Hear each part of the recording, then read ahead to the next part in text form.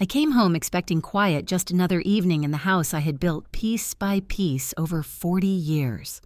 Instead, I found a young woman standing barefoot in my kitchen, sipping tea from my favorite mug like she belonged there. She didn't flinch when she saw me. She smiled.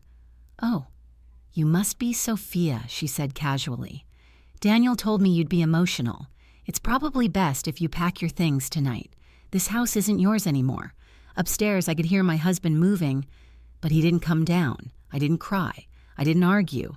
I just looked at her and smiled back, because she had no idea what house she was really standing in. If this moment caught your attention, I'd love to hear where you're watching from and what you would have done in my place. Don't forget to like and subscribe if stories like this speak to you, and tell me honestly, would you have walked away or stayed and fought? My name is Sophia Bennett, and for most of my adult life, people believed I was the quiet woman standing beside a successful man. They weren't entirely wrong, but they were never entirely right either.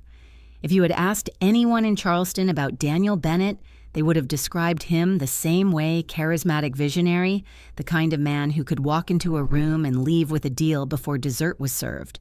He built a reputation as a real estate developer who revitalized history, restoring old Southern homes and turning them into something elegant, desirable, profitable.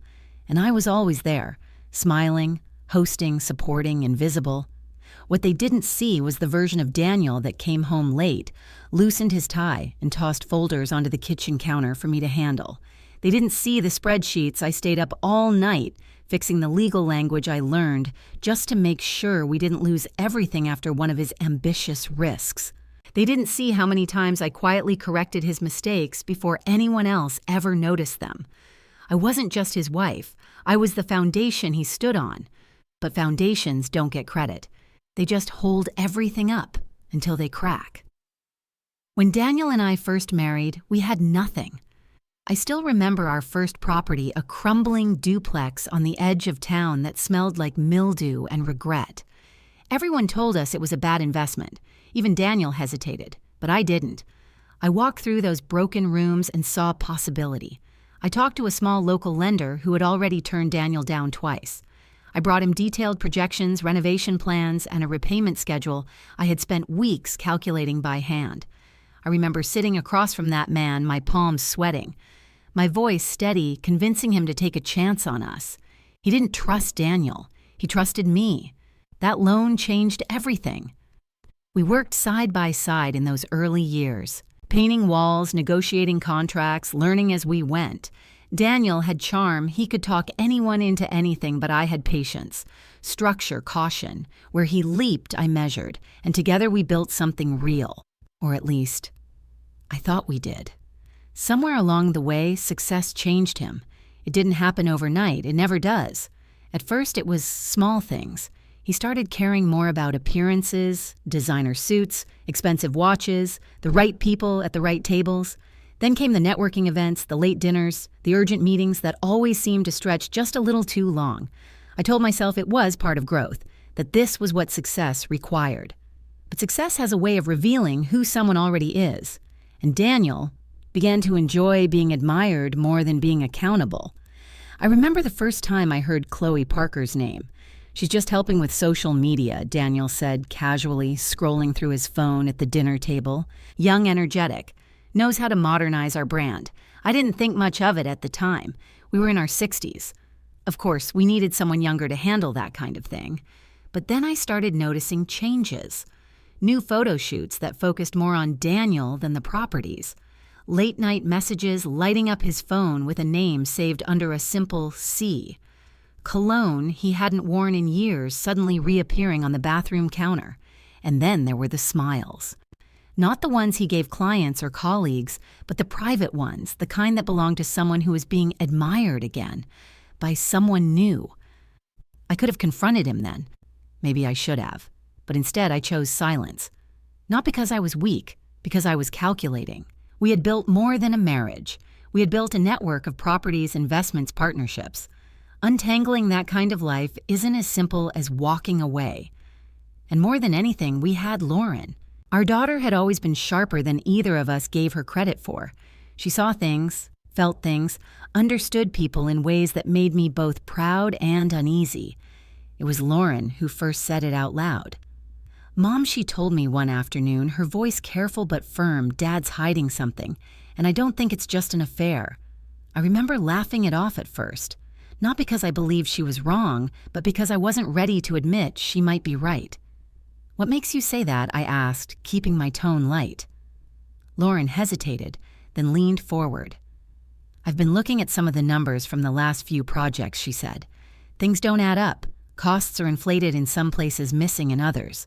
It's like money's being moved or hidden." That was the first time a chill ran through me that had nothing to do with Chloe. Affairs are painful, but financial deception, that's something deeper, something colder. Still, I told myself there had to be an explanation. There always had been before. Daniel made bold moves, yes, but I was always there to stabilize the consequences. I assumed this would be no different. I assumed I still had control. Looking back now, I realize that was my mistake. Control is something you think you have until the moment someone else decides you don't. Standing in that kitchen earlier with Chloe leaning against my counter and Daniel hiding upstairs, I finally saw the full picture. Not just the betrayal, but the assumption behind it. They both believed I would leave quietly, that I would gather my belongings, preserve my dignity, and disappear into whatever smaller life Daniel had arranged for me. A condo, he had said, comfortable, appropriate, as if my entire existence could be neatly folded into a space he approved of, as if the last 40 years could be reduced to something manageable. So, what neither of them understood was this: I had spent decades preparing for possibilities they never even considered. While Daniel chased expansion, I protected structure. While he signed papers quickly, I read every line twice. While he built an image, I built safeguards, and the house they were so eager to claim. It was never as simple as Daniel made it seem. I could still see Chloe's face when I asked that question. "Did he show you the actual property records?" The confidence in her eyes flickered, just for a second, but I saw it. And Daniel, upstairs silent. Daniel knew exactly why I asked, because buried under years of assumptions, signatures, and carefully constructed appearances was a truth neither of them was ready to face, and I had finally decided I was done protecting them from it. There's a particular kind of silence that settles into a marriage long before anything breaks. It doesn't arrive with shouting or slam doors. It comes quietly, layer by layer, until one day you realize you've been living beside someone instead of with them. Daniel and I didn't start that way. In the beginning, we were loud, messy, alive. We argued over paint colors, laughed over burned dinners, celebrated every small win like it meant everything, because back then it did. We didn't have much, but what we had felt shared, earned. I remember one night vividly. We were standing in that first duplex surrounded by peeling wallpaper and dust thick enough to taste. Daniel had just gotten off the phone with yet another lender who had turned him down. "This is a mistake," he muttered, running his hand through his hair. "We're going to lose everything before we even start." I looked around the room, then back at him. "No," I said. "We're going to build something no one can take from us." I believed that. I really did. And for a long time it felt true. We worked endlessly in those early years. While Daniel charmed contractors and negotiated prices, I handled permits, schedules, budgets. I learned how to read contracts like a second language, how to anticipate problems before they surfaced. I became the quiet force behind every deal that succeeded. When things went right, Daniel celebrated. When things went wrong, I fixed them. That was our rhythm. And somewhere along the way, it stopped feeling balanced. Success didn't just change our lifestyle. It changed the way Daniel saw himself and the way he saw me. He began introducing me differently. "This is my wife Sophia," he'd say at events, his hand lightly resting on my back. "She keeps everything running." It sounded like praise, but it felt like reduction. I wasn't his partner anymore. I was his support system. And support systems, by definition, are meant to stay in the background. I ignored it at first. I told myself it was natural, that after years of struggle, he deserved to enjoy the spotlight, that my role had simply evolved. But evolution should go both ways, and ours didn't. Daniel became more visible. I became more invisible. And then came the shift I couldn't ignore. Chloe Parker. At first, she existed only in passing mentions. She's helping modernize our brand. She's got great instincts for what younger buyers want. She's bringing fresh energy. I didn't feel threatened. Why would I? I was his wife, his partner of decades, the woman who had stood beside him when he had nothing. A 30-year-old assistant wasn't competition, until she was. The first time I saw her in person was at a company event. She was everything I wasn't anymore, effortlessly polished, confident in a way that comes from never having had to struggle, dressed in a way that drew attention without asking for it. She laughed easily, touched Daniel's arm when she spoke, looked at him like he was extraordinary. And Daniel, he looked back. That was the moment something inside me shifted, not because I felt replaced, but because I recognized the look on his face. It was the same one he used to give me. I watched them from across the room, my expression calm, my posture composed. Years of practice had made me excellent at that, appearing unbothered when something inside me was quietly unraveling. Later that night, I brought it up, casually. "Chloe seems comfortable with you," I said as we got ready for bed. Daniel didn't even look up from his phone. "She's young. That's how they are now. It's nothing. That word settled heavily between us, because nothing is often where everything begins. After that, the signs became impossible to ignore. Late meetings that didn't require preparation, trips that suddenly included team members he had never mentioned before, messages that lit up his phone at odd hours, always brief, always just enough to suggest more. And then there was the change in him. Daniel became sharper, less patient, more critical. He started correcting small things about me, my tone, my clothing, the way I spoke in public. Maybe something a little more modern, he said once, glancing at my outfit before an event. "We're in a different market now." Except it didn't feel like we anymore. It felt like he had already moved forward, and I was being asked to catch up to a version of life I hadn't agreed to. That's when Lauren stepped in. She had always been close to me, but there was a period where she grew distant from Daniel. I thought it was just the natural tension between a strong-willed father and an independent daughter.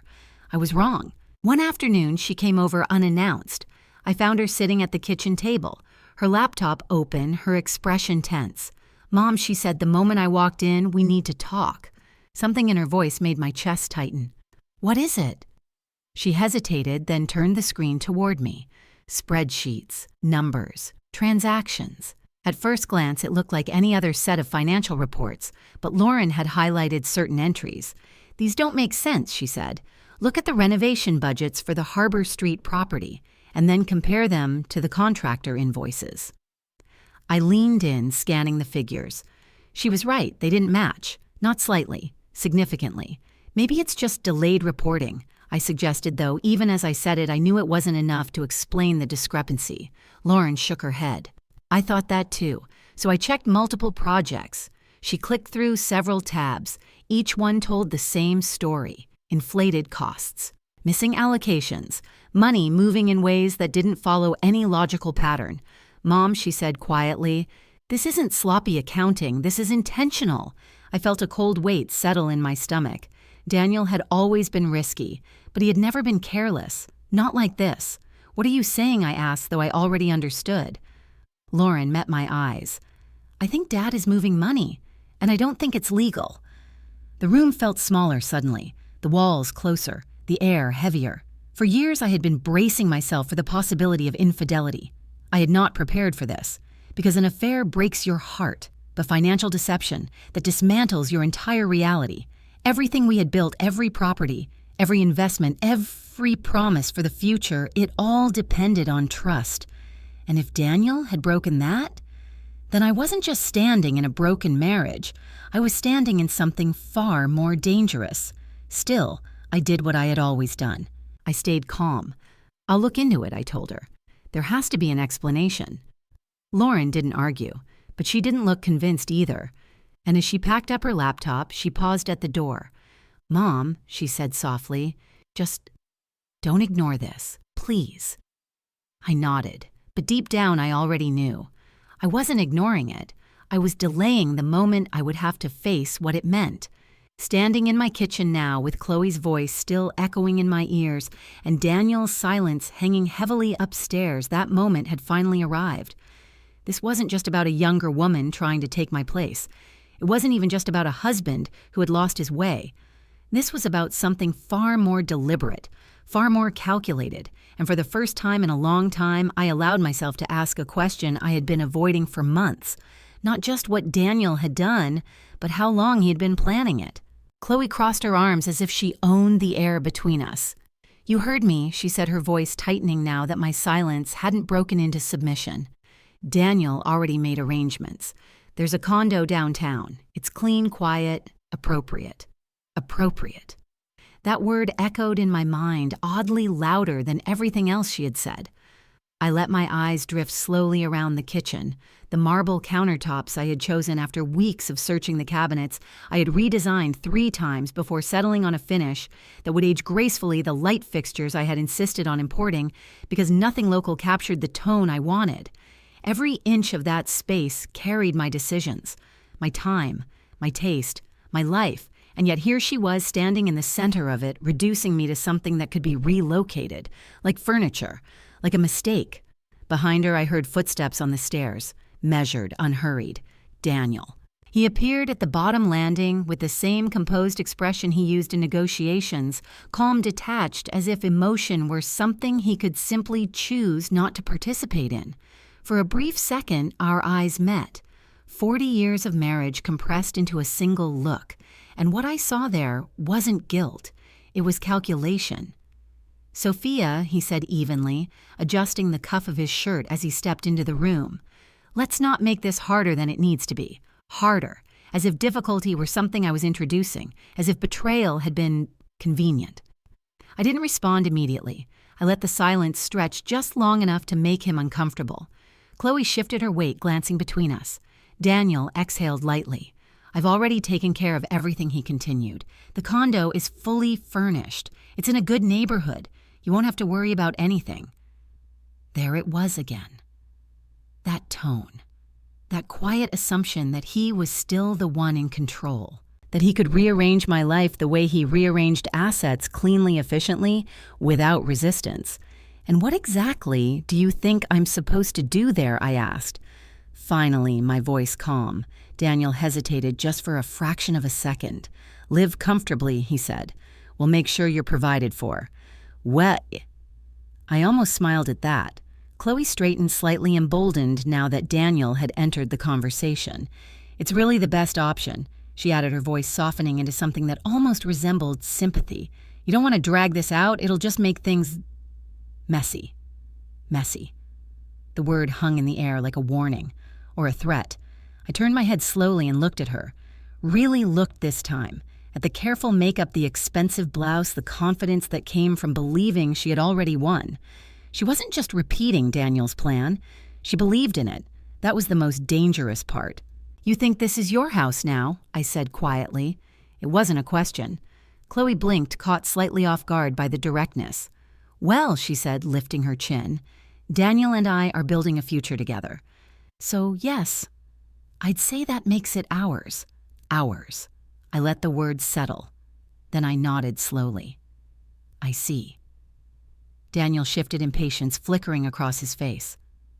"Sophia," he said more firmly, "there's no need to get into semantics. The important thing is moving forward in a way that avoids unnecessary conflict. Unnecessary conflict. I almost admired how carefully he chose his words, always positioning himself as reasonable, measured, above the chaos he himself created.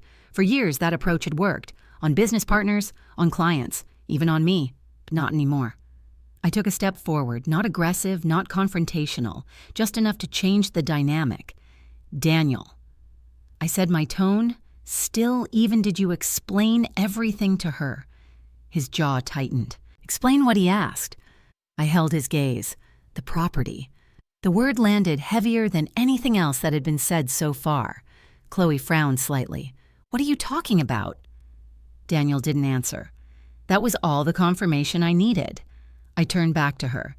"Did he show you the ownership records?" I asked. She laughed lightly, though it sounded forced. "I don't need to see paperwork," she said. "I trust him." Trust, such a fragile word. "So did I replied. That silenced her. For a moment, no one spoke. The tension in the room shifted, subtle but undeniable. Chloe looked at Daniel now, a small crease forming between her brows. "Daniel," she prompted. He sighed, running a hand over his face as if this were all just an inconvenience. "It's not relevant," he said quickly. "The structure is complicated, that's all." Sophia handled most of that side of things. Handled, as if it were a minor detail. As if the legal framework behind everything we owned wasn't the very thing holding it together. I tilted my head slightly. "Complicated," I repeated. That's one way to put it. Chloe's confidence wavered just slightly. "What does that mean?" she asked, her voice no longer as steady. I didn't answer immediately. Instead, I walked past her, trailing my fingers lightly across the edge of the counter, grounding myself in something familiar. I spent years making sure this house would always be protected. I said, my voice softer now, but clearer, protected from what she asked. I stopped, turned back, and looked directly at Daniel. "From bad decisions," I said. His eyes darkened. "That's enough," he snapped. But I wasn't speaking to him anymore. I was speaking to the illusion standing in front of me. "This house," I continued, my gaze returning to Chloe, "isn't owned the way you think it is." Her lips parted slightly. Daniel took a step forward. "Sophia." "No," I said, cutting him off calmly. "You wanted to handle this like adults, didn't you?" He froze, because he knew what I was about to do, and for the first time since I walked into that kitchen, I saw something I hadn't seen in him in a long time. Uncertainty. Chloe's voice dropped to almost a whisper. "What are you saying?" I met her eyes. "I'm saying," I replied, "that you might want to understand exactly where you're standing before you start telling people to leave it."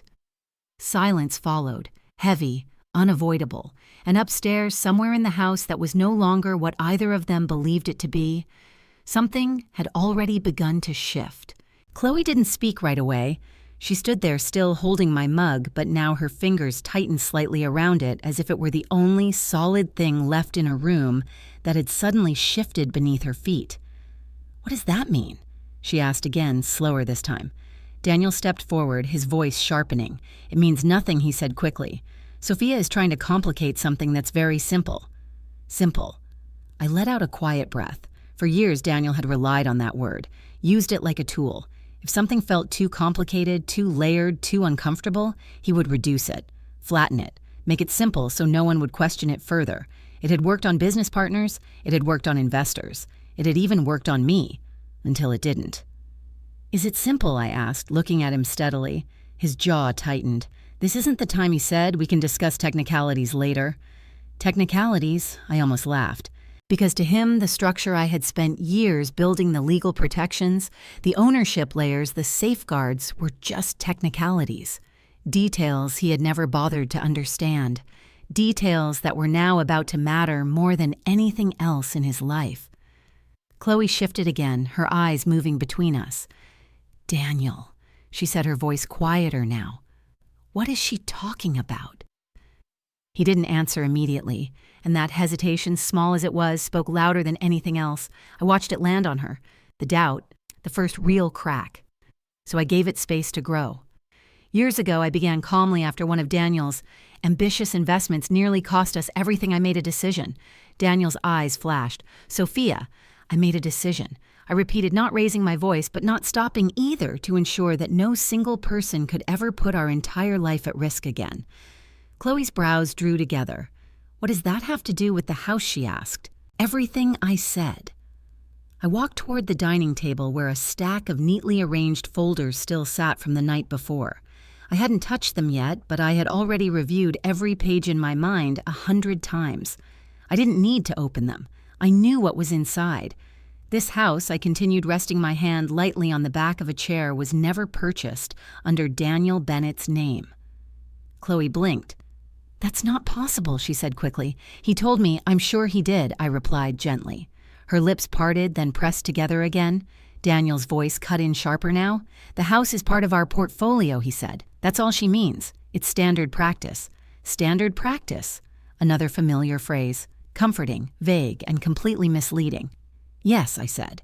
"It is part of the portfolio." I met Chloe's eyes again. "But not in the way you think." The room felt smaller now, tighter, like the walls themselves were listening. Then explain it, she said, a trace of urgency creeping into her voice. I tilted my head slightly. You're very confident for someone who hasn't seen a single document, I said. That stung. I saw it in the way her shoulders stiffened. I don't need to see documents, she shot back, though her voice lacked its earlier certainty. Daniel wouldn't lie to me. Wouldn't lie. I held that sentence in my mind for a moment, turned it over, examined it. Then I nodded slowly. I used to believe that too. That landed harder than anything else I had said.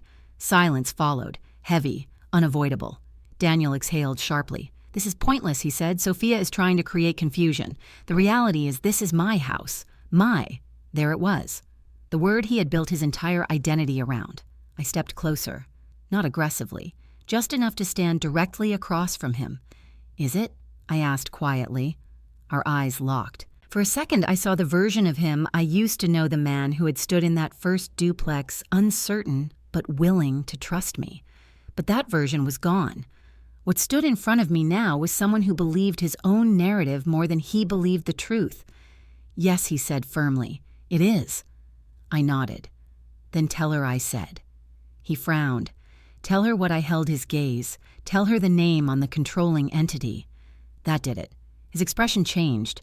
Not dramatically, but enough, Chloe noticed. What controlling entity, she asked, turning toward him. Daniel didn't answer, and that silence, longer this time, was no longer something he could smooth over. I spoke before he could recover. Bennett and Hayes Holdings, I said. Chloe repeated it under her breath. Hayes. She looked back at Daniel. You said everything was under your name. It is, he said quickly. This is just a technical structure. No, I said, cutting in softly. It isn't just that. I let the next words come slowly, clearly, so there would be no misunderstanding. Bennett and Hayes Holdings is a jointly controlled entity, I explained, which means Daniel does not and cannot make unilateral decisions about assets under it. Chloe stared at me, then at him, then back at me. You're saying... She hesitated, her voice faltering. He can't just give this house to someone I didn't answer right away. I didn't need to. The answer was already settling into her, but I gave it to her anyway. No, I said gently. He can't. The mug in her hand lowered slowly onto the counter, carefully, like she was afraid of dropping it, or maybe afraid of what would happen if she didn't stay composed. Daniel stepped forward, his voice rising. This is being blown out of proportion, he said. I have full operational control. I repeated. Another word he liked, another word that sounded powerful, until you understood its limits. Yes, I said. You do. I paused, then added quietly, but not ownership.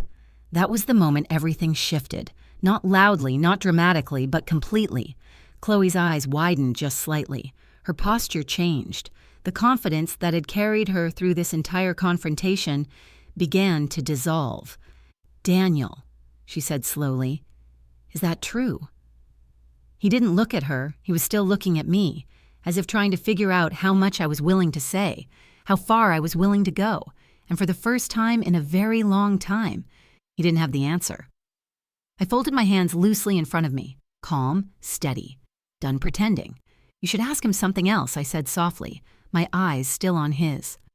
Chloe swallowed. When I finally turned to her, you should ask him. I said why he never thought it was important for you to know that. The question hung in the air, sharp, unavoidable. And in that moment, I realized something with absolute clarity. This wasn't just about revealing the truth. It was about watching what happened when the illusion could no longer survive it. For a long moment, no one moved. The kitchen, the same kitchen that had held birthdays, late-night conversations, and quiet cups of tea, felt like a stage where something irreversible had just been revealed. Chloe was the first to break. She turned fully toward Daniel, now her voice no longer soft, no longer rehearsed. Why didn't you tell me that, she asked. It wasn't loud, but it was real. Daniel exhaled slowly the way he always did when he was about to regain control of a situation, or at least attempt to. It's not relevant, he said again, though the words came faster this time, less polished. Ownership structures like that are normal. It doesn't change anything. It changes everything, Chloe said, her tone sharpening. I watched her closely. The entitlement was still there. The pride, but underneath it now, something else had surfaced. Fear. And not the kind that comes from guilt, the kind that comes from realizing you may have been misled. Daniel stepped closer to her, lowering his voice slightly. Chloe, he said you're overreacting. This is just Sophia trying to create confusion. She's always handled the legal side. She likes to make things sound more complicated than they are. Likes. I almost smiled at that, as if I had built entire legal protections out of preference, as if caution were a personality trait instead of a necessity. Chloe didn't look convinced. Her eyes flicked toward me again. Then explain it, she said, clearly. Daniel hesitated, and that hesitation lingered just a little too long. So I stepped in, not to rescue him, but to end the performance. Daniel has operational authority within the company, I said calmly. He can oversee projects, negotiate deals, manage development timelines. I paused. But major decisions involving core assets like this house require joint authorization. Joint with who, Chloe asked quickly. I held her gaze, with Edward Hayes. The name landed with weight, even if she didn't fully understand why. Chloe blinked. Who is that? Daniel's silence answered before I did. But I spoke anyway. My father's business partner, I said, and the co-controller of Bennett and Hayes Holdings. Her eyes widened slightly. You mean, she hesitated, trying to piece it together. Daniel can't just sell this house or transfer it. No, I said, he can't. The room fell quiet again, but this silence was different. It wasn't tense.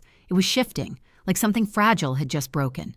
Chloe took a small step back, not dramatically, just enough to create space between her and him. I don't understand, she said more to herself than to either of us. You told me everything was under your control. Daniel ran a hand through his hair, frustration beginning to show. It is under control, he insisted. You're focusing on the wrong thing. No, she said, her voice rising now. I'm focusing on the fact that you didn't tell me the truth. There it was, not anger at me. Not defensiveness, but betrayal, a mirror of what I had felt for months. And in that moment, something inside me shifted not toward sympathy, but toward clarity. This wasn't about her replacing me. This was about a man who had built his entire life on half-truths, finally being forced to face them. Daniel turned sharply toward me. You're enjoying this, he said, his voice low-edged with accusation. I met his gaze evenly. No, I replied. I'm correcting it. That only made him angrier. You always do this, he snapped. You twist things, you make everything sound worse than it is. Worse than it is. I let that settle. Then I asked quietly, do you want me to explain the rest? He froze, because he knew what the rest meant. Chloe looked between us again. What rest, she asked. Daniel shook his head quickly. There is no rest, he said. This is already more than necessary. I tilted my head slightly. Is it? I asked. Then I turned away from him. Not dismissively, deliberately, and walked toward the study just off the hallway. I could feel them watching me, waiting, trying to anticipate what I would do next. For years, Daniel had been the one who controlled information, revealed it, withheld it, shaped it. Now, for the first time, that role had shifted. I opened the study door and stepped inside. The room smelled faintly of paper and polish, familiar grounding. This was where I had spent countless nights reviewing contracts, balancing accounts, fixing problems no one else even knew existed. This was where the real work had always been done. I moved to the desk and opened the top drawer. Inside, neatly arranged, were copies of documents I had never thought I would need to use like this. But I had kept them anyway, because some part of me had always understood that protection wasn't just about structure. It was about readiness. I took out a single folder, closed the drawer, and walked back into the kitchen. Chloe's eyes immediately dropped to the folder in my hand. Daniel's expression darkened. Sophia, he said, his voice tight. This is unnecessary. I stopped a few feet from them. Is it? I asked again. He didn't answer. Because now, he wasn't sure. I placed the folder gently on the counter, not with force, not as a threat, just there. Present, real. This, I said, resting my fingertips lightly on it, is a copy of the original ownership agreement for Bennett and Hayes Holdings. Chloe stared at it like it might explain everything on its own. What does it say? She asked. I looked at her. It says that no individual, Daniel included, has unilateral authority over primary residential assets acquired under the company. Her breathing slowed, careful, measured, like she was trying to stay composed while something inside her recalculated. "And this house?" she asked.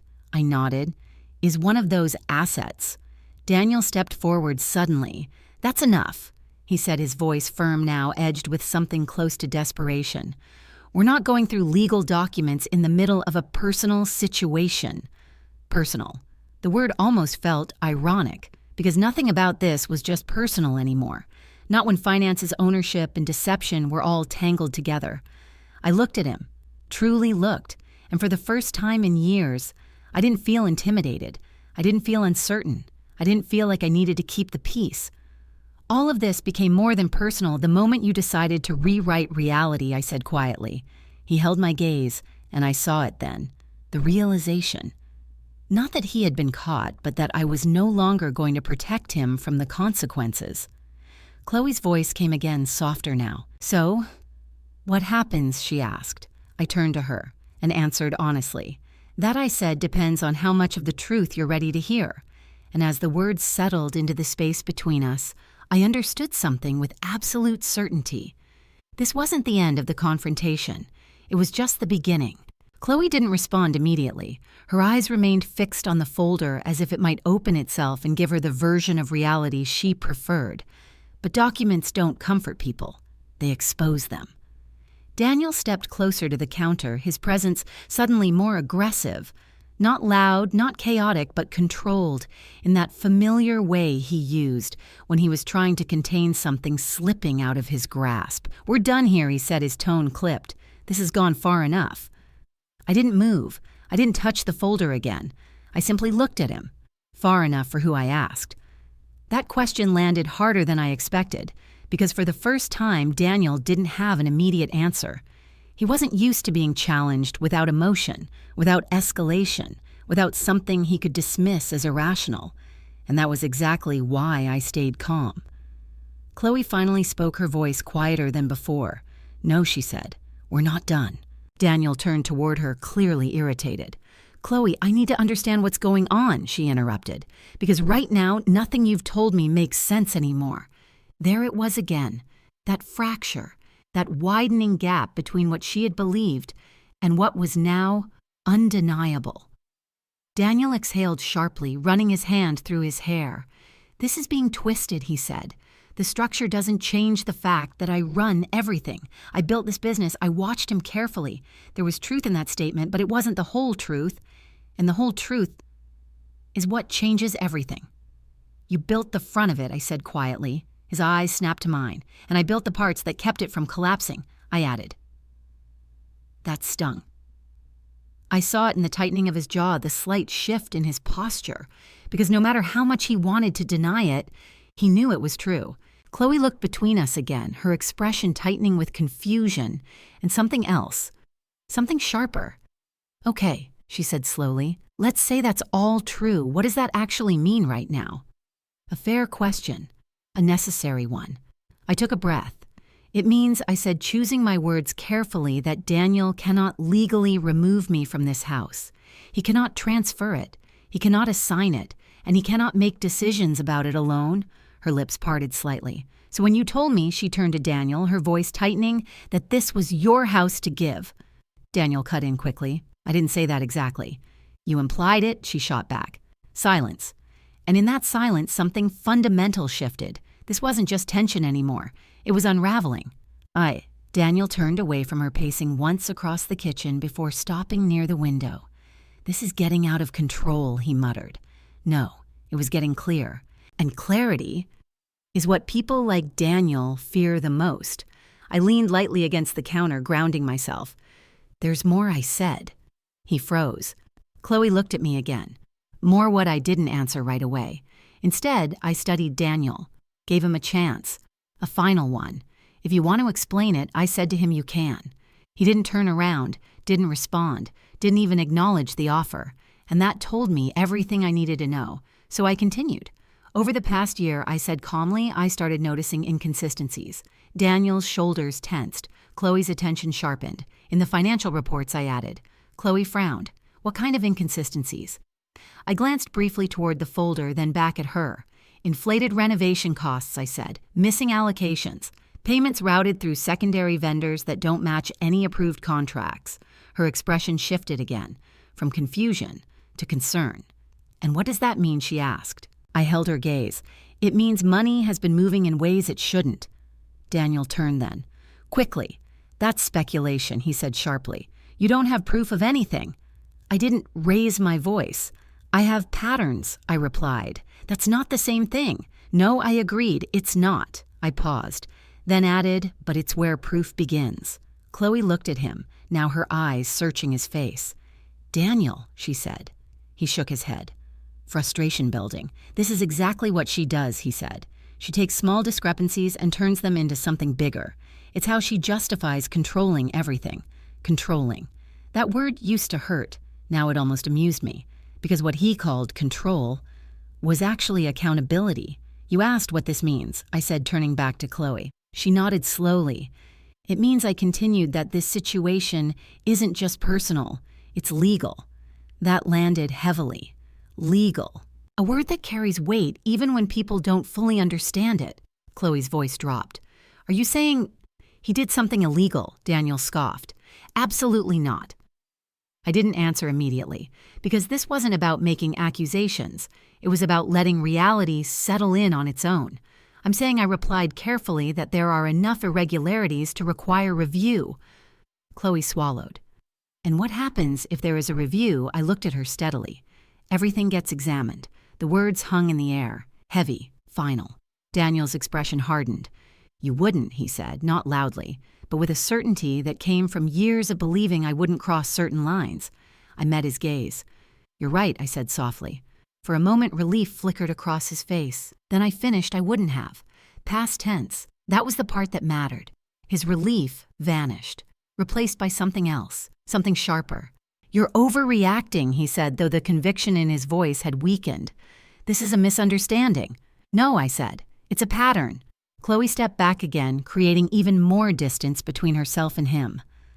"I need to sit down," she muttered. She moved to one of the chairs, lowering herself slowly, her composure slipping just enough to reveal the reality underneath. She wasn't just embarrassed. She was recalculating, reevaluating everything she thought she knew, everything she had been promised. I watched her carefully, not with sympathy, but with understanding, because I had been there too, not in her position, but in that moment of realization when the version of someone you believed in no longer matches the truth standing in front of you. Daniel looked between us, his control slipping further. "This is ridiculous," he said. "You're both blowing this out of proportion." No, we weren't. For the first time in a long time, we were seeing it clearly. I straightened slightly.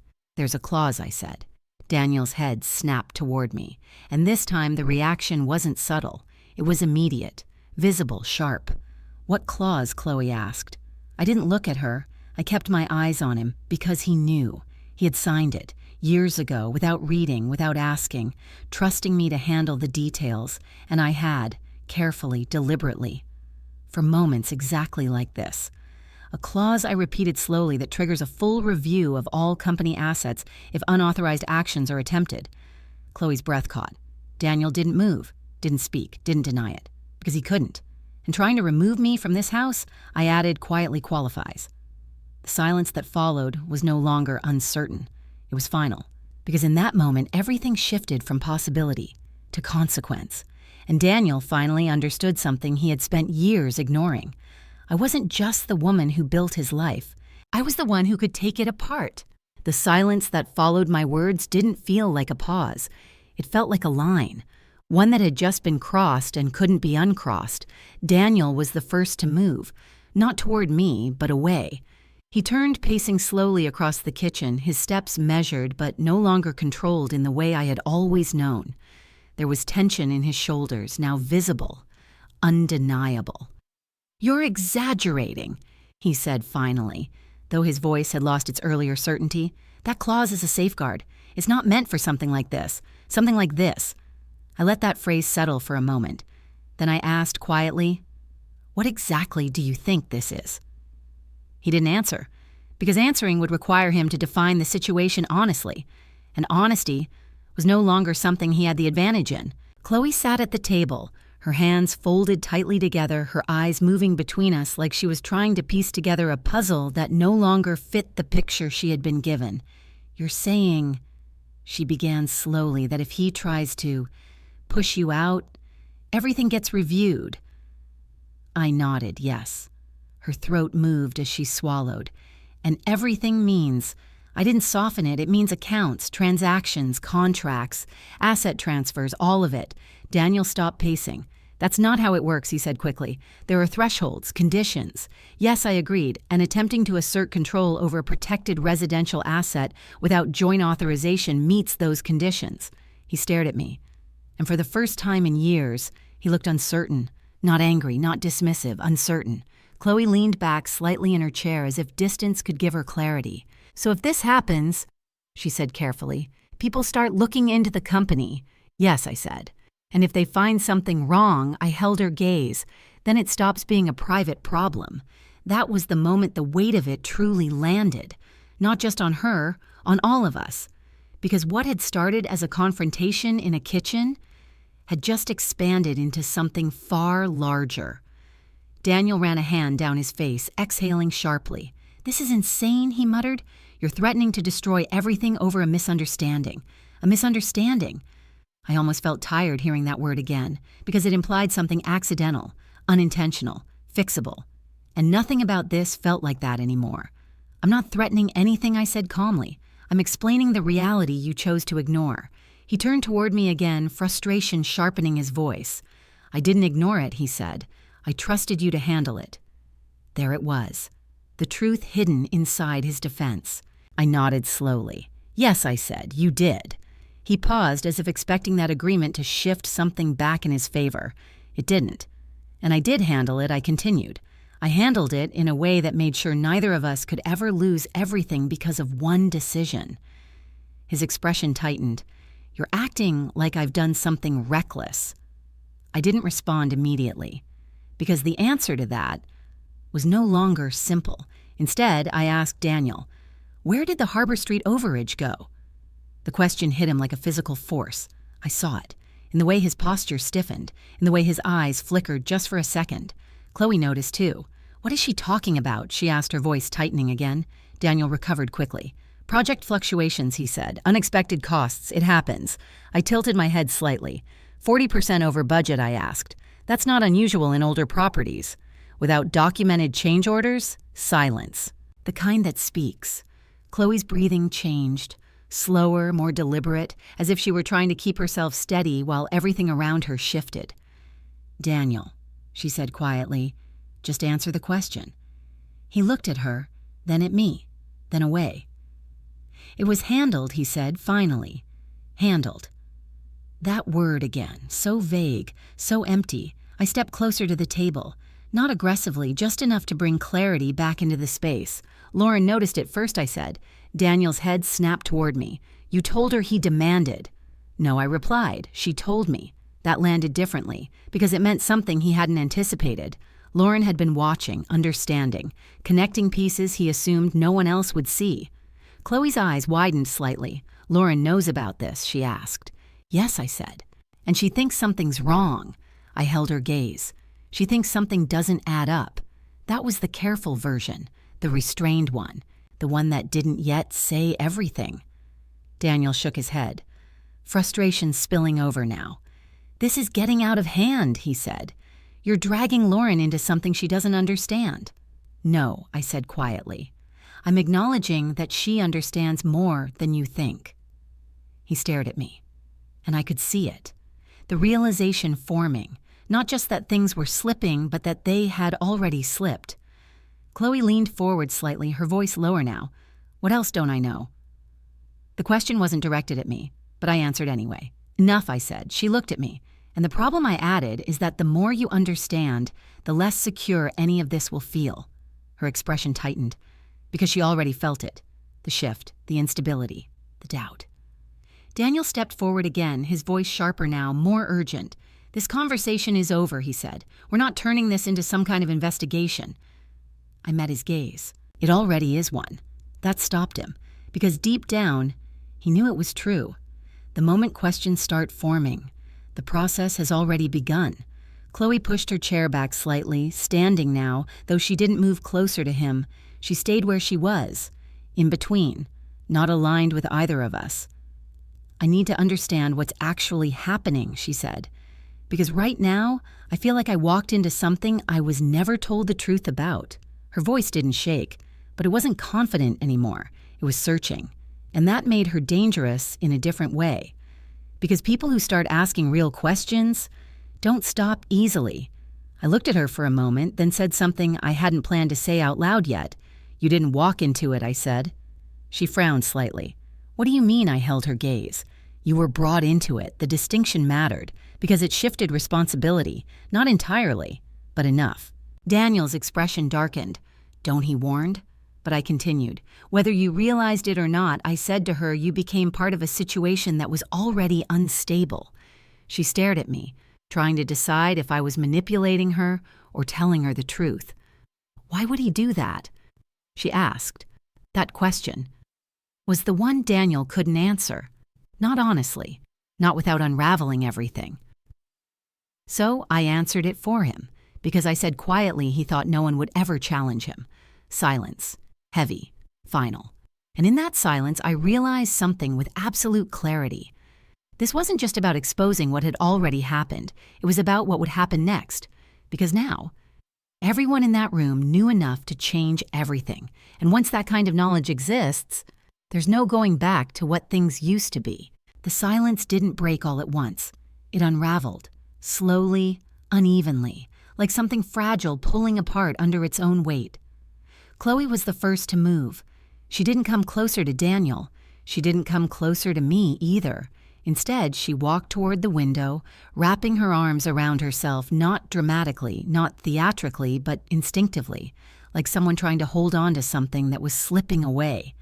"I need air," she murmured, though she didn't open the window. Daniel watched her, his jaw tight, his patience thinning. "This is exactly what I didn't want," he said under his breath. I looked at him. "No," I replied quietly. "This is exactly what you planned would never happen." His eyes flicked toward mine, sharp, accusing, but he didn't deny it. Because somewhere beneath all his deflection, he knew. He had counted on silence. Mine. Lauren's. Anyone who might have questioned him. And now that silence was gone. Chloe turned back toward us. Her expression had changed again. Less emotional, more focused. That was new. "What else?" she asked. Daniel exhaled sharply. "Chloe." No, she cut in firmer now. "I'm asking a real question, and I want a real answer." She looked at me. "What else is there?" I studied her for a moment, trying to understand what she was really asking. Not just for information, but for truth. And truth, once given, doesn't come in pieces. It comes all at once. Still, I didn't rush, because timing matters, especially when what you're about to say will change everything. Last week, I began my voice steady. I attended the Charleston Preservation Gala. Daniel stiffened. Chloe frowned slightly. "What does that have to do with anything?" she asked. "Everything," I said. I moved slowly toward the edge of the kitchen island, resting my hand lightly against it. "That event wasn't just social," I continued. "It was where Daniel meets investors, partners, people who trust him with large amounts of money." Daniel shook his head. "This is irrelevant, is it?" I asked. He didn't answer. Because he knew where this was going. Chloe stepped closer now. "Just say it," she said. So I did. "I overheard a conversation," I said, "between Daniel and one of his financial contacts." Daniel's voice came sharp. "You were eavesdropping. I was listening," I corrected calmly. "There's a difference." Chloe's eyes moved quickly between us. What kind of conversation? I held her gaze. A discussion about liquidating a property. Daniel crossed his arms. "That's part of business. We sell properties all the time." "Yes," I agreed, "but not that one." His silence confirmed it. Chloe noticed. "Which property?" she asked. I paused, not for drama, but because saying it out loud made it real in a way nothing else had yet. "The East Bay Portfolio Unit," I said. Chloe blinked. "That doesn't mean anything to me." Of course it didn't. It wasn't meant to. It was meant to sound technical, distant, harmless, but it wasn't. "That property," I continued, "is tied to a long-term trust structure." Daniel's expression hardened. "Sophia, stop." I didn't. Specifically, I said it's tied to funds allocated for Lauren's future family trust. That changed everything. Chloe's eyes widened. Wait, you mean his daughter? I nodded. Yes. She turned slowly toward Daniel. You're selling something that's meant for her. It's not that simple, he snapped. It sounds pretty simple, she shot back. It's strategic, he insisted. Temporary. I'm repositioning assets. Repositioning, another one of his words. Always neutral, always safe, until you understood what it actually meant. At the cost of your daughter's future, I asked quietly. He looked at me, and for a moment, he didn't have a polished answer. Chloe took a step back, again, further this time. You didn't tell me that, she said. Daniel's voice rose slightly. Because it's not your concern. Her head snapped up. Not my concern, she repeated. You told me we were building a future together, that everything you had was becoming ours. There it was. The promise. The illusion. Spoken out loud for the first time. Daniel's expression shifted just briefly, then hardened again. You're taking this out of context, he said. No, she said, shaking her head slowly. I think I'm finally understanding the context. The room felt different now, not tense, not explosive, but clear, like fog lifting, revealing something that had always been there. Chloe turned toward me, her voice quieter now, more grounded. Is that why you said I was brought into this? She asked. I nodded. Yes, she swallowed. And if he sells that property, what happens? I didn't soften it. The trust weakens, I said. Future allocations change. Long-term security disappears. Her eyes flickered. And you think he was just going to do that? I didn't answer, because she already knew. She looked back at him, and this time, she didn't look confused. She looked betrayed. Daniel noticed, and for the first time, something like urgency entered his voice. You're overreacting, he said. You don't understand how these structures work. No, she said quietly. I think I understand exactly how this works. Silence. Then she added, you tell people what they need to hear, until it stops being useful. That landed harder than anything I had said because it came from her, not me. Daniel's control slipped, just a little. That's not fair, he said. Isn't it? She asked. He didn't respond, because fairness had never really been the point. Control had. I watched them both, carefully, because this moment, this shift, was the beginning of something irreversible. Not just between him and her, but between him and the truth. Chloe exhaled slowly, running a hand through her hair. So what happens now? She asked, her voice steadier than before. It wasn't fear anymore. It was realization. I answered honestly. That depends on what he does next. She looked at Daniel, waiting, expecting, demanding something real for once. He didn't give it. Instead, he looked at me, and in his eyes I saw something I hadn't seen before. Not anger, not arrogance, but calculation, mixed with something else, something closer to concern. You're making a mistake, he said quietly. I met his gaze. No, I replied. I stopped making one. And as the words settled into the space between us, I understood something with complete certainty. This wasn't just about revealing what he had done. It was about forcing him to face what it would cost.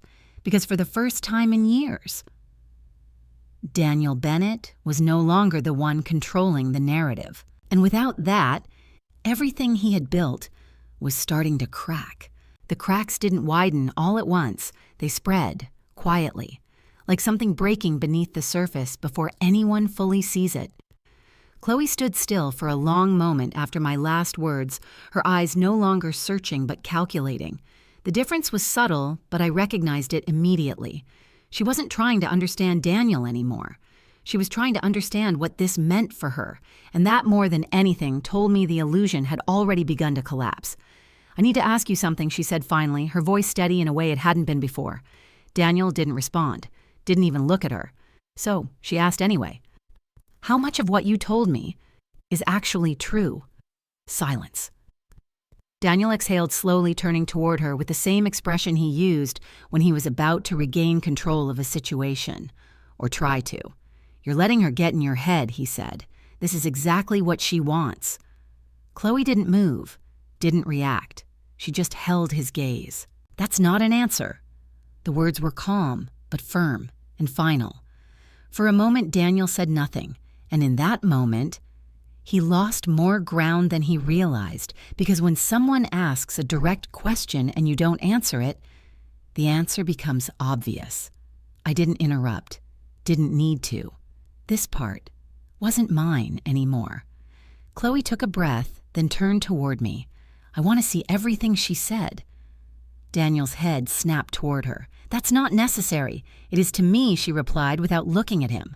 Her tone had changed. There was no softness left, no rehearsed confidence, just something grounded, something real, and that made her far more dangerous than she had been 10 minutes ago. You're not part of this, Daniel said sharply. This is between me and Sophia. Chloe let out a quiet laugh. Not amused, not light, just disillusioned. That's funny, she said, because a few minutes ago I was a part of the future. Daniel didn't respond, because there was nothing he could say that wouldn't contradict something else he had already told her. I watched the shift happen in real time. Not dramatic, not explosive, but decisive. Chloe stepped away from him, not far, just enough to make a point. Show me the messages, she said to me. Daniel moved quickly, this time stepping between us. No, he said, this is not happening. I looked at him, not angry, not emotional, just finished. You don't get to decide that anymore, I said quietly. That landed. He knew it, I knew it, and now Chloe knew it too. She folded her arms. If there's nothing wrong, then you shouldn't have a problem with it, she said. Daniel turned toward her, frustration rising. You don't understand how this works, he said. Then explain it, she shot back. He didn't, because explanation required consistency, and consistency was gone. I reached for the folder on the counter, not the main one, a thinner one beneath it, the one I hadn't intended to use yet. But moments like this don't wait for perfect timing. They demand clarity. Chloe's eyes followed the movement. What is that? She asked. Communication records, I said. Daniel stepped forward. Sophia, don't. I paused, looked at him, and for the first time in a long time, I felt nothing. No hesitation, no instinct to protect him, just clarity. You already crossed that line, I said. I'm just acknowledging it. Then I opened the folder, carefully, deliberately. Inside were printed exchanges, emails, messages, fragments of conversations that, when placed side by side, told a very clear story.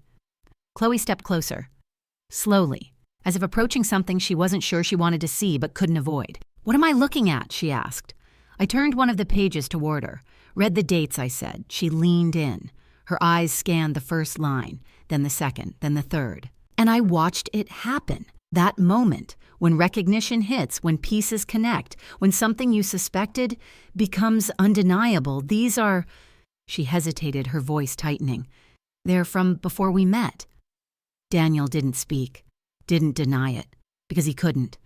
Chloe flipped to the next page, and the next. Her breathing changed, shallower, more controlled, but underneath it, something was breaking. You told me, she said slowly, her voice barely above a whisper, that everything with her was already over. She didn't look at me when she said it. She looked at him. Daniel ran a hand through his hair. It was complicated, he said. Complicated. The safest word for something that isn't safe at all. Chloe let out a short, hollow laugh. No, she said, it wasn't complicated. It was convenient. That word hit him harder than mine had, because it came from her, not me. She turned another page, and this time, she froze, completely. What is this? She asked. Her voice had changed again, not confused, not emotional, but sharp, focused. I didn't need to look. I already knew which message she had landed on. An internal note, I said quietly.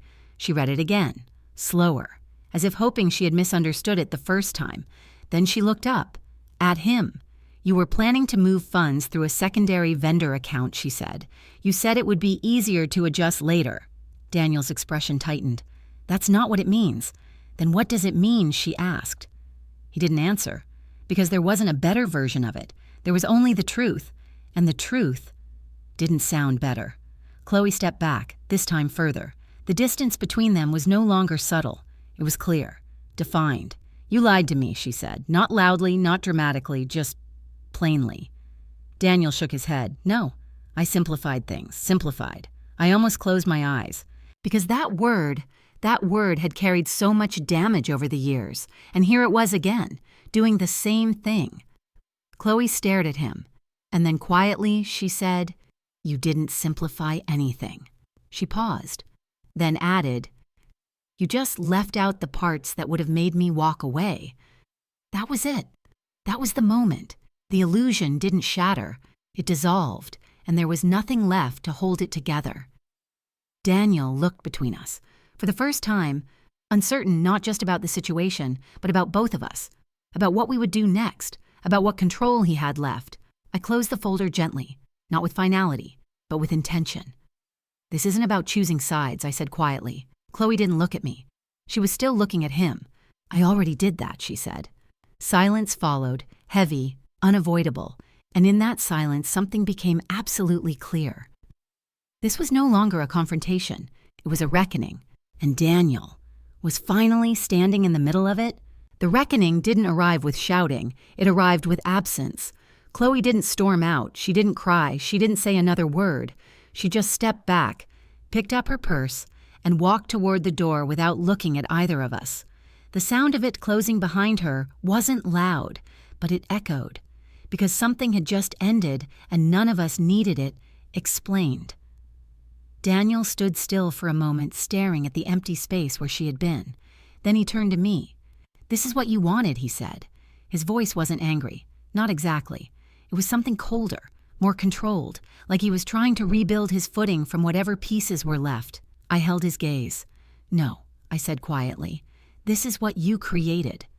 That should have been the moment where everything escalated, where years of silence turned into argument, where anger finally surfaced. But it didn't. Because anger requires energy, and I was past that. Daniel walked toward the counter, resting his hands against it, his head lowering slightly, as if the weight of everything had finally caught up with him. "You've gone too far," he said after a moment. I didn't respond right away, because I had heard that before, not in words, but in implication. Anytime I questioned something, anytime I pushed back, anytime I didn't stay in the role he had grown comfortable with, too far, as if there was a line I was never supposed to cross, as if protecting myself was somehow excessive. I moved slowly toward the window, letting the light settle across my face. For years, I said quietly, "I stayed exactly where you wanted me." He didn't look up. I kept things running. I kept things stable. I kept things quiet. Still nothing, and you counted on that. That made him react, just slightly. His shoulders shifted, his jaw tightened. I didn't count on anything he said. I turned toward him. "Yes, you did." He looked up now, finally, and in his eyes I saw something I hadn't seen in a very long time. Not control, not confidence, but something closer to recognition. Not of the situation, but of me. "You think I planned this?" he asked. I didn't answer immediately, because that question was more complicated than it sounded. "I think I said slowly you made a series of decisions, believing there would never be consequences." He exhaled sharply. "That's not the same thing." "No," I agreed. "It's worse." Silence. Then he straightened, pushed himself away from the counter. "What happens now?" he asked. The question hung in the air. Simple, direct, and yet layered with everything that had led us here. I took a breath, and for the first time in a long time, I answered without hesitation. "I'm activating the review." He stared at me, as if waiting for something else. A qualification, a hesitation, a softening. It didn't come. "You're serious," he said. "Yes." The word didn't feel heavy. It felt clear. He shook his head slightly. "You know what that means." "I do. It won't just affect me. I know. It will impact everything, the company, the properties, the partnerships. I know." Each time he listed a consequence, his voice grew sharper, more urgent, but mine didn't change, because I had already considered all of it, for months, maybe longer. "You're willing to risk all of that?" he asked. I looked at him, really looked, and realized something that surprised even me. "I'm not risking it," I said. "You already did." That stopped him, because it shifted the weight, from me, back to where it belonged. He ran a hand over his face, pacing once across the room before stopping again. "This doesn't have to happen," he said. "We can resolve this privately." Privately. Another familiar word, one that had protected him for years. I shook my head. "It's past that. It doesn't have to be." "Yes," I said quietly. "It does." He looked at me again, longer this time, as if trying to find something familiar in my expression, something he could still influence, still guide, still control.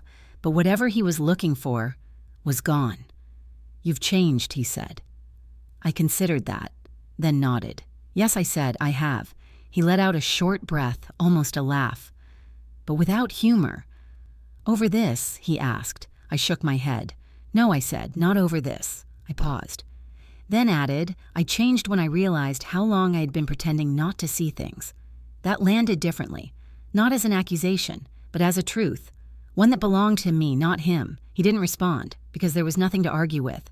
I moved away from the window, walking toward the hallway. Where are you going? He asked. Pack a few things, I said. His expression tightened. So you are leaving. I stopped, turned slightly, and looked back at him. Not the way you expected, I said. That confused him. I could see it, because in his mind leaving meant defeat, submission, acceptance. But that wasn't what this was. I'm not leaving because you told me to. I continued. I'm leaving because I choose to. He didn't speak, and for a moment neither did I. Then I added, there's a difference. I walked down the hallway slowly, each step measured, intentional, not rushed, not emotional, just deliberate.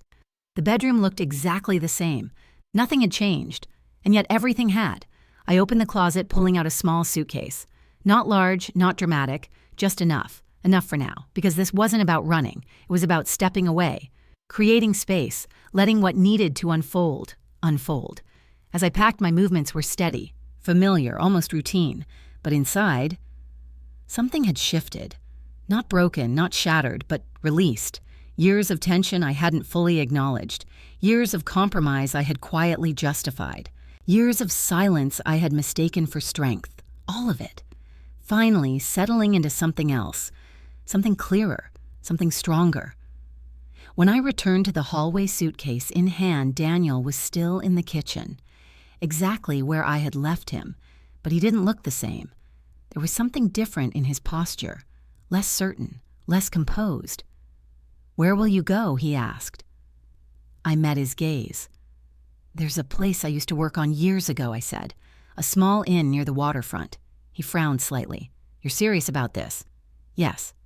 Another silence. Then he said, You're really going to do this? I held his gaze. I already have.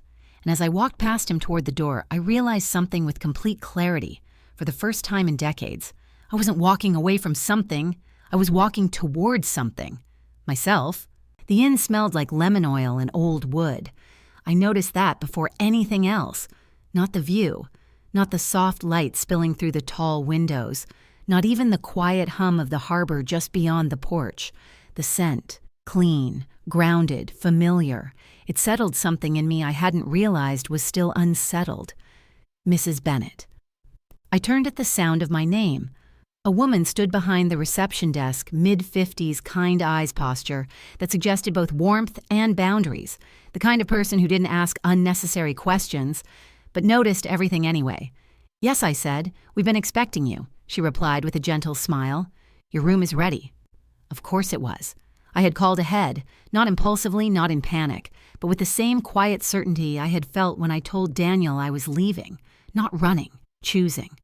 The room overlooked the water. Simple, thoughtfully arranged, not overly decorated, just enough detail to feel intentional.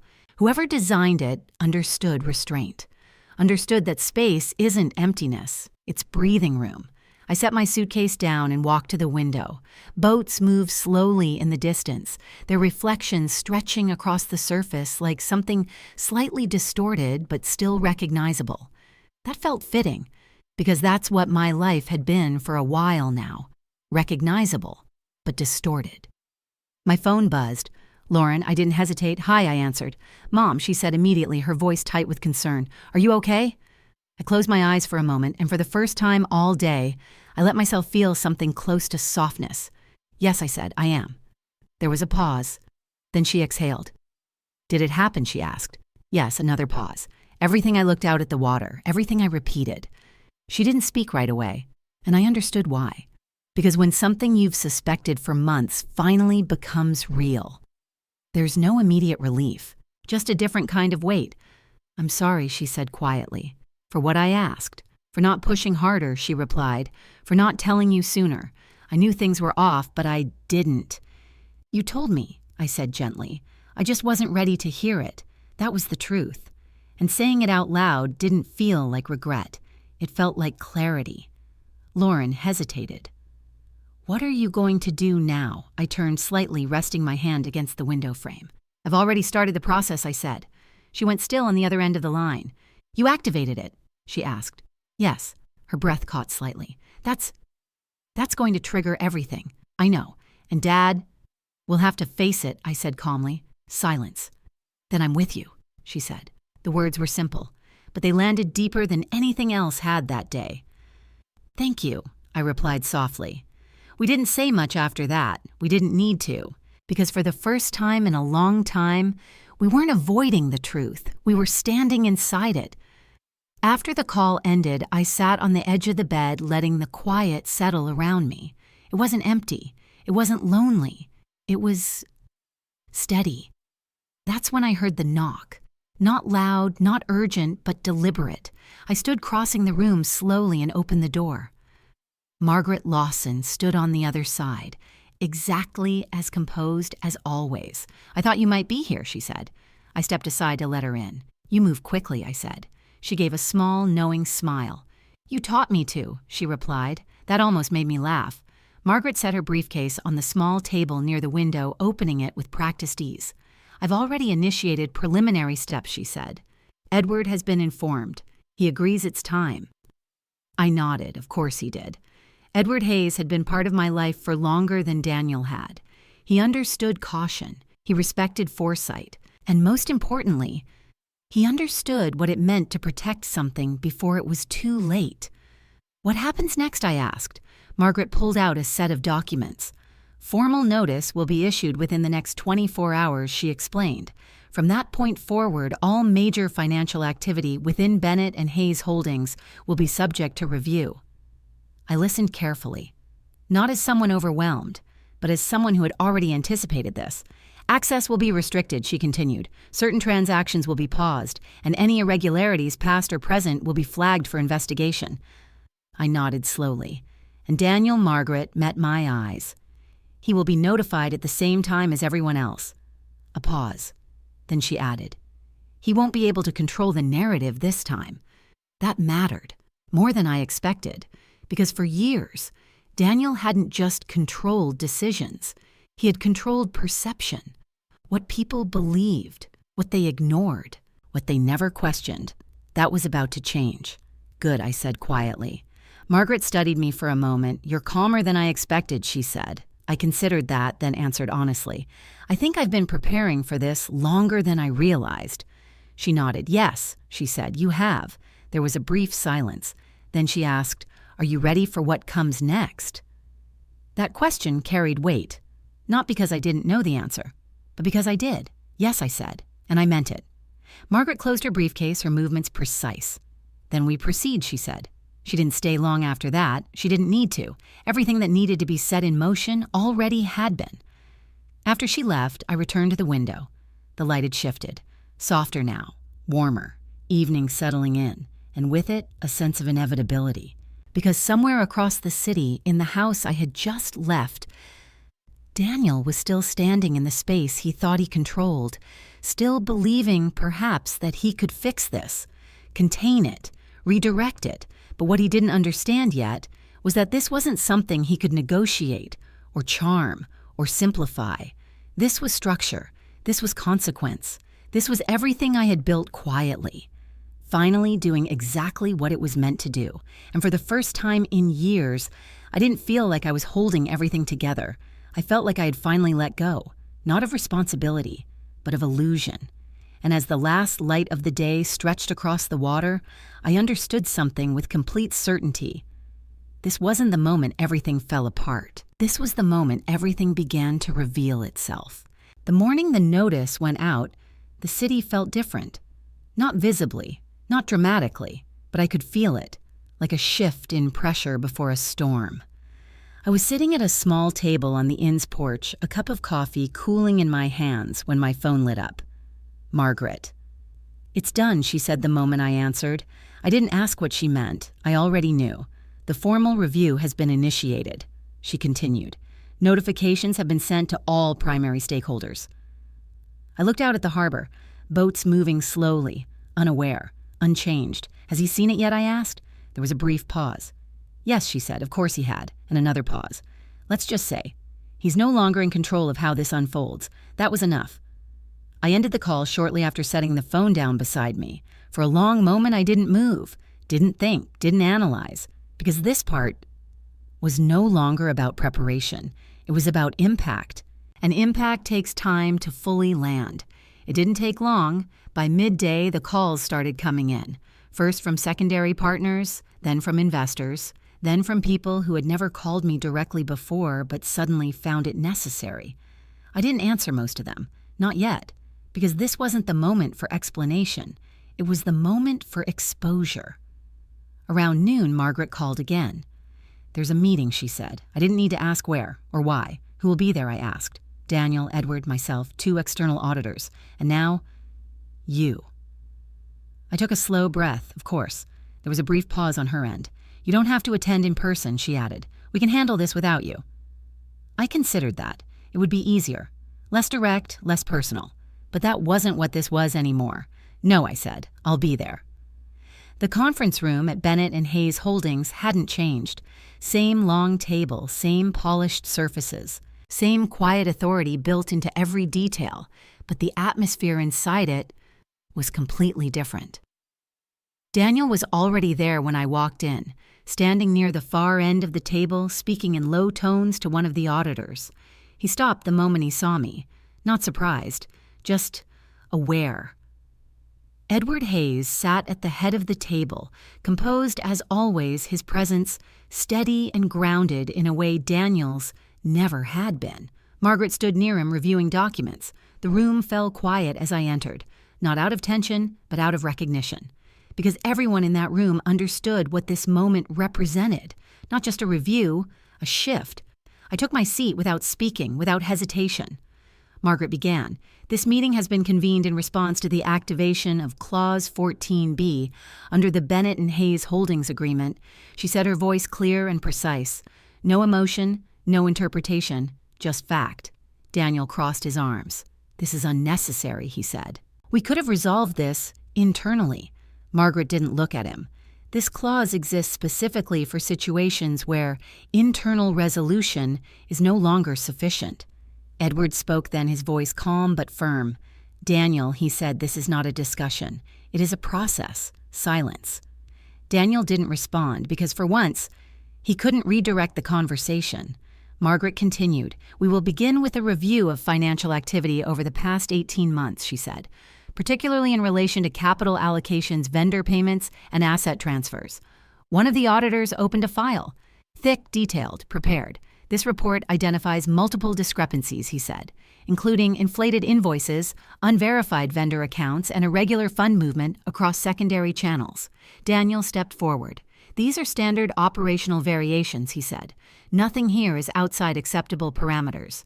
The auditor didn't react. 42% variance on Harbor Street, he said calmly, without corresponding documentation.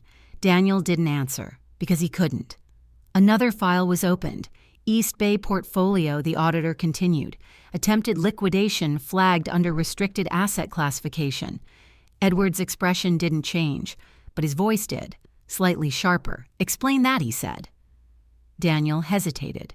Then it was a strategic consideration, not an executed action. Margaret stepped in. "Intent matters," she said, "particularly when tied to protected trust structures." The room felt tighter now, more focused, because the conversation had moved beyond surface-level explanations. It was now about accountability. I hadn't spoken yet. I didn't need to. Everything that needed to be said was already being laid out. But then Margaret turned slightly toward me. "Sophia," she said, "you brought forward the initial concern. Is there anything you would like to add?" All eyes shifted to me. I didn't rush, didn't dramatize. I simply reached into my bag and placed a single document on the table. Carefully, deliberately. This, I said, is a certified copy of the original ownership and control structure for Bennett and Hayes Holdings. Daniel's expression hardened. "Sophia, I didn't stop. This document outlines the exact limitations of unilateral authority over core assets," I continued. I looked at Chloe. She wasn't supposed to be there, but she was, standing near the door, silent, watching. I hadn't noticed her come in, but she had. And now she was part of this moment too. This is the actual property, I said. The phrase landed, not just as words, but as meaning, because it wasn't about the house anymore. It was about truth, structure, reality. I turned the document toward the table, toward everyone, including Daniel. Everything you claimed control over, I said quietly, was never yours to control alone. Silence, heavy, final. Daniel stared at the document, then at me, then away. Because there was nothing left to argue, no narrative left to reshape, no illusion left to maintain. Edward leaned back slightly, his voice measured. This confirms what we've been reviewing, he said. Margaret nodded. And establishes clear violation risk under Clause 14. B. The auditor closed the file. This will proceed to full investigation, he said. That was it. No drama, no shouting, no collapse, just consequence. Daniel didn't move, didn't speak, didn't fight, because for the first time in his life, there was nothing left to control. I sat there for a moment longer, then stood. Not abruptly, not emotionally, just finished. As I walked toward the door, I passed Chloe. She didn't speak, but her eyes met mine. And in them, I saw something I hadn't expected. Not guilt, not arrogance, but understanding, and maybe regret. I didn't stop, because this moment wasn't about her or him. It was about something much simpler, much clearer, the truth. And as I stepped out of that room, I realized something with absolute certainty. I hadn't taken anything from Daniel. I had only revealed what was never his to begin with. The fallout didn't explode, it unraveled, quietly, publicly, inevitably. Within 48 hours, the story had moved beyond boardrooms and conference tables. Not in headlines, not yet, but in conversations, calls, emails that began with, "I just wanted to clarify," and ended with careful distance. Partners paused negotiations, contractors requested confirmation, investors who once returned Daniel's calls within minutes suddenly needed time to review. Reputation doesn't collapse all at once, it thins, and Daniel's was thinning by the hour. I watched it happen from a distance, not detached, but no longer entangled. At the inn, mornings became slower, intentional. I found myself sitting on the porch with a notebook I hadn't touched in years, sketching small ideas, layouts, textures, color palettes, design, my work, the part of me I had set aside so long ago, beginning to return quietly like it had just been waiting for space. It wasn't dramatic. It wasn't triumphant. It was steady, and that steadiness mattered more than anything else. Lauren came to see me 3 days after the meeting. She didn't call ahead. She didn't need to. I heard her footsteps on the porch before I saw her, and when I looked up there, she was standing in the doorway, her expression somewhere between concern and something softer. "Hey," she said. "Hey," I replied. She stepped inside, glancing around briefly. "It's nice here," she said. "It is," I agreed. There was a pause. Then she crossed the room and hugged me, tightly. Not quickly, and something in me shifted again, not breaking, not releasing, but settling. "I'm sorry you're going through this," she said against my shoulder. I closed my eyes for a moment. "So am I," I replied. She pulled back slightly, studying my face. "You don't look like someone who's falling apart," she said. I smiled faintly. "I think I already did that part," I said. She nodded slowly. "Yeah," she said. "I think you did." We sat together near the window, the light soft around us. For a while, we didn't talk about Daniel, or the company, or the investigation. We talked about smaller things, normal things, the kind of things we hadn't allowed ourselves to talk about in years because something larger had always been hanging over us. Eventually, though, it came back. It always does. "What's happening with him?" she asked quietly. I didn't answer right away, because I didn't want to guess, and I didn't want to speculate, but I knew enough. "People are stepping back," I said, "waiting to see what the review finds." Lauren nodded, and if they find something serious, I met her eyes. They will. She didn't flinch, didn't look away, because she had already come to terms with that possibility. "What about you?" she asked. "What about me? Are you—" Going back, the question lingered, not just about the house, but about everything, the life, the structure, the version of myself I had been for decades. I shook my head. "No," I said. She studied me. "Not even if everything settles." I smiled slightly. That's the point, I said. It won't settle the way it used to. She considered that, then nodded. Good, she said. That surprised me. Good, I repeated. Yeah, she said, because I don't think you should go back to something that required you to disappear just to keep it intact. The words landed softly, but deeply, because they were true, and hearing them from her made them harder to ignore. Later that afternoon, my phone rang again. Daniel. I stared at the screen for a moment, then answered. Sophia. His voice sounded different, not weak, not broken, but stripped of something. I was wondering if you'd call, I said. There was a pause. I didn't know if you'd answer. I almost didn't. Another pause. Then, we need to talk. I looked out at the water, calm, unmoving. We already did, I said. No, he replied. Not like this. I didn't respond immediately, because I understood what he meant. This wasn't about the past or the confrontation. This was about what came after. What do you want to talk about, I asked. A breath, then us. I almost laughed, not out of cruelty, but out of disbelief. Us, I repeated. Yes. I closed my eyes briefly, because that word didn't mean what it used to anymore. Daniel. I said quietly, there hasn't been Annis for a long time. Silence. Then that's not true. I didn't argue, didn't push, I just said it is for me. Another pause. Longer this time. I made mistakes, he said. The words were simple, direct, and for a moment I believed he meant them. I know I replied. I didn't think it would go this far. That was the truth. Not about regret, but about expectation. He hadn't expected consequences, and that was the difference. I know that too, I said. His voice softened slightly. Is there any way to fix this? The question lingered, not as manipulation, not as strategy, but as something closer to uncertainty. I thought about it, not emotionally, not impulsively, but honestly. Yes, I said. There was a shift on the other end. Hope. Subtle. But there. You can cooperate with the investigation, I continued. You can be honest. You can take responsibility. A pause. Then that's not what I meant. Of course it wasn't. I let out a small breath. I know. Silence again. Then I meant us. There it was. Clear, direct, and too late. I looked out at the water one more time, then answered. No, I said, not harsh, not angry, just certain. He didn't respond immediately, and when he did, his voice had changed again. Quieter, I understand, he said. I believed him because for the first time, there was nothing left to misunderstand. We ended the call shortly after. No argument, no closure speech, just an ending. Later that evening, I stood on the porch as the sun dipped low over the harbor. The light stretched across the water, warm and steady, and for the first time in a long time, I didn't feel like something was missing. I felt like something had been returned. Not the marriage, not the house, but something far more important, myself. And I realized something then with complete clarity. The greatest loss in my life hadn't been Daniel. It had been the version of me that believed I needed him to feel complete. And now, that version was gone. Not broken, not taken, just released. Months passed the way they often do after something life-altering quietly, at first, then all at once. The investigation unfolded exactly as Margaret had predicted. Slow, methodical, unavoidable. Every account was reviewed, every transaction traced, every discrepancy examined under a light Daniel could no longer dim or redirect.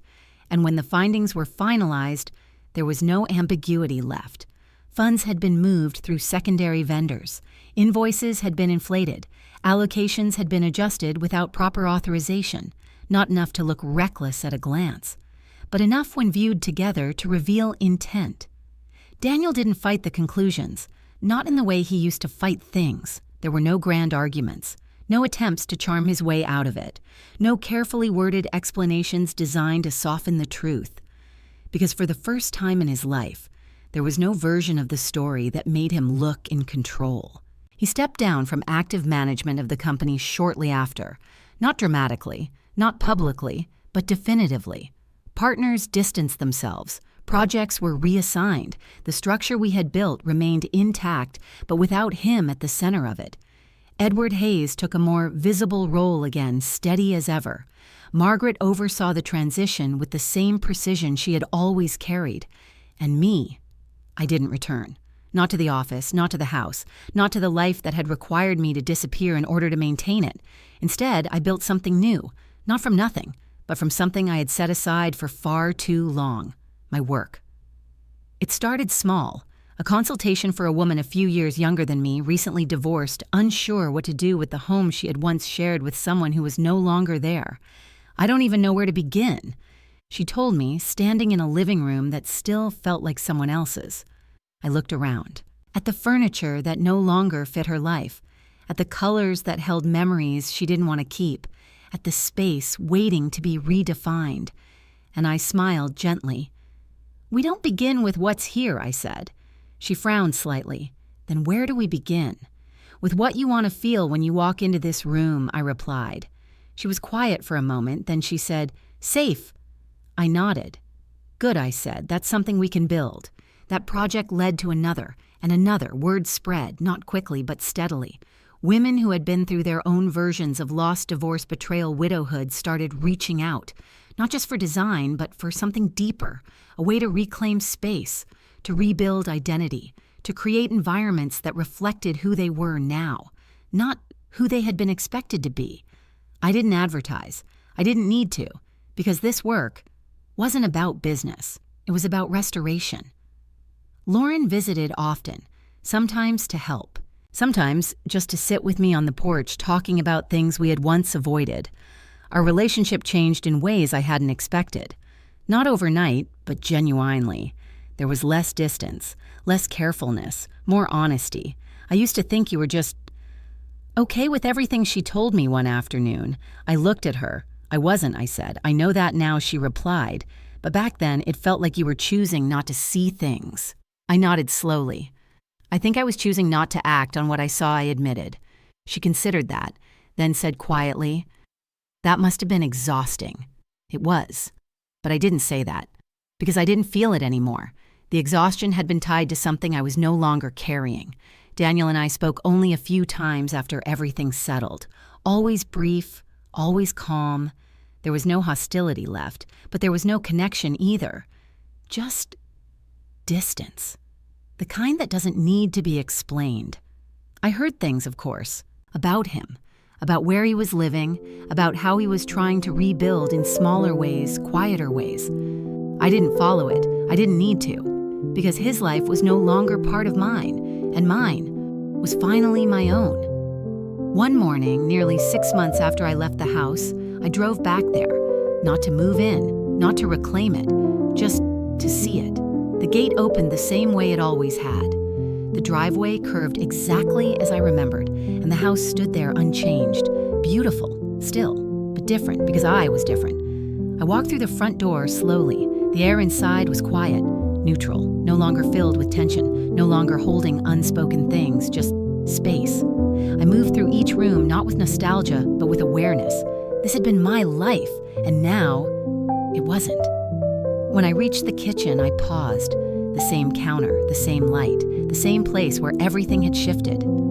I stood there for a moment, then smiled, not out of triumph, not out of bitterness, but out of understanding, because the house had never been the point.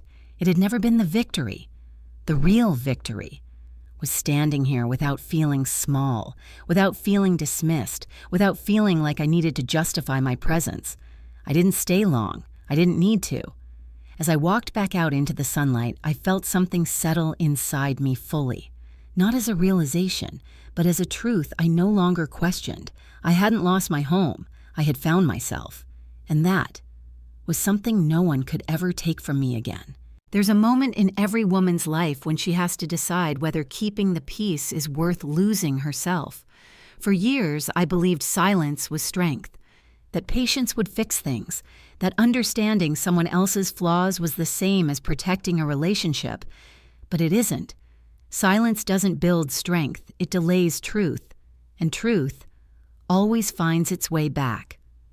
What I learned is this. You can love someone deeply and still recognize when they no longer deserve access to your life. You can build something with another person and still walk away when that foundation becomes unstable. And most importantly, you can start over at any age. Not because you failed, but because you finally chose yourself.